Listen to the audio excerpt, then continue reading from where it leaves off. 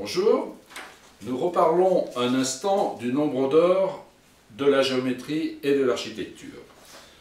Vous vous souvenez de l'étoile de mer qui n'a jamais fait exprès de calculer quoi que ce soit, mais dont les proportions se retrouvent être celles du nombre d'or, puisqu'on l'inscrit dans un pentagone dont la diagonale divisée par le côté sera obligatoirement au nombre d'or. Et une petite curiosité au passage, c'est que dans ce pentagone, si je dessine un triangle, grâce à deux des diagonales, ce triangle a une forme assez particulière qui était très appréciée dans l'Égypte ancienne, et parfois on lui donne le nom de triangle égyptien d'ailleurs, puisque c'est le seul triangle isocèle dont les angles à la base ont une mesure qui vaut le double de l'angle au sommet.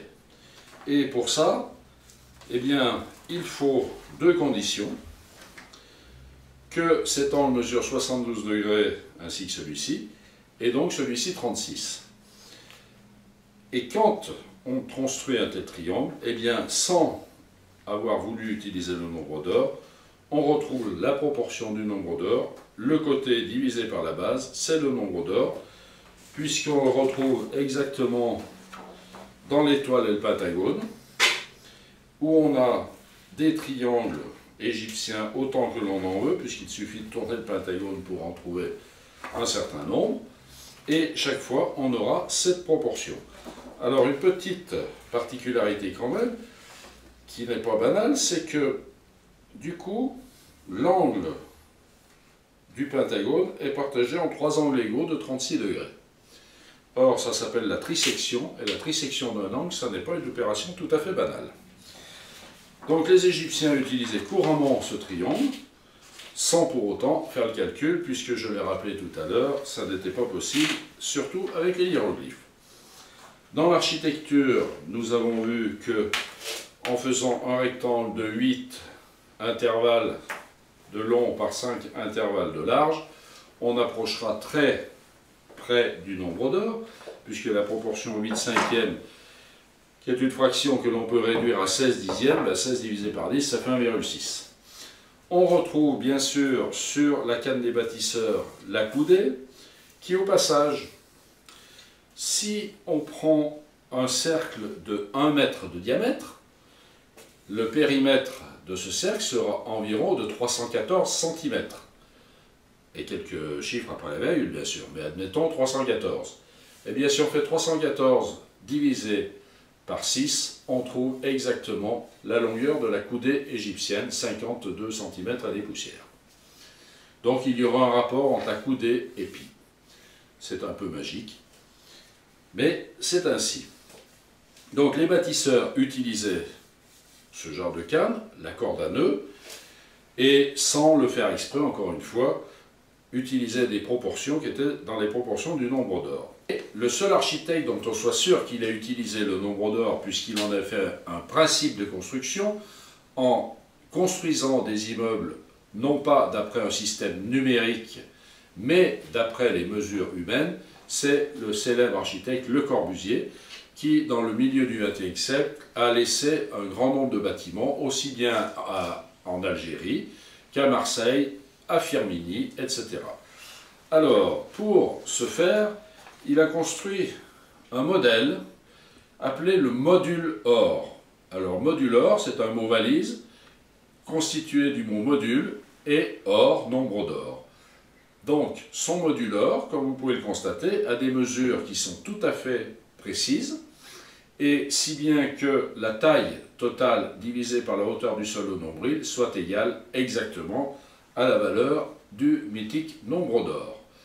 Ce qui lui permettait ensuite d'établir des hauteurs de table, de chaises, de lavabo sur la dimension humaine et non pas sur le système numérique.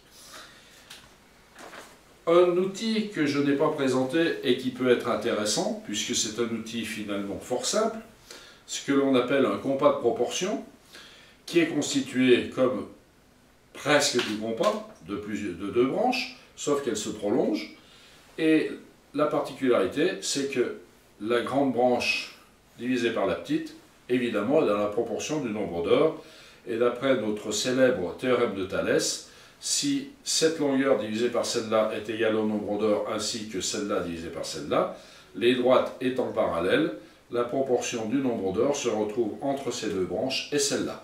Donc, si je prends par exemple le pentagone, eh bien, la grande dimension étant la diagonale du pentagone, la petite me donnera l'écartement pour avoir le côté du pentagone. Donc, il suffit de prendre une mesure quelconque. Si je mets par exemple 10 cm ici, je suis sûr que ici j'aurai 10 cm multiplié par 1,618 et des poussières, donc 16,2 cm environ, etc.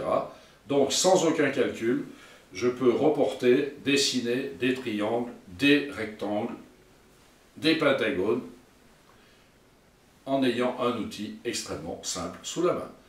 Voilà, merci, à bientôt. Bonjour, je m'appelle Jean Bruas, animateur de l'association Les Maths par la main. Cette association a pour but de mettre à la portée de tous les outils mathématiques les plus indispensables, tant dans la vie professionnelle que dans la vie de tous les jours. Nous proposons des vidéos sur Internet, des ateliers conférences ou des journées de formation à la carte. Nous pouvons participer à des animations culturelles variées, les nombres étant liés aux activités humaines telles que le commerce, l'architecture, voire la cuisine, depuis la nuit des temps. Si vous pouvez nous aider par des contacts, des dons ou toute action favorisant le développement de l'association Les Maths par la main, merci d'utiliser l'adresse mail ci-dessous.